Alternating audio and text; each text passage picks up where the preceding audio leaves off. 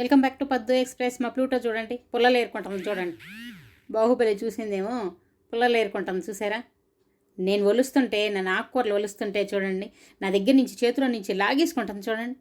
చూడండి ఎవరా నువ్వా నేనా అన్నట్టుంది చూడండి. నేను వదలకపోయినా కూడా ఎంత గట్టిగా లాగేసుకుంటాను చూడండి.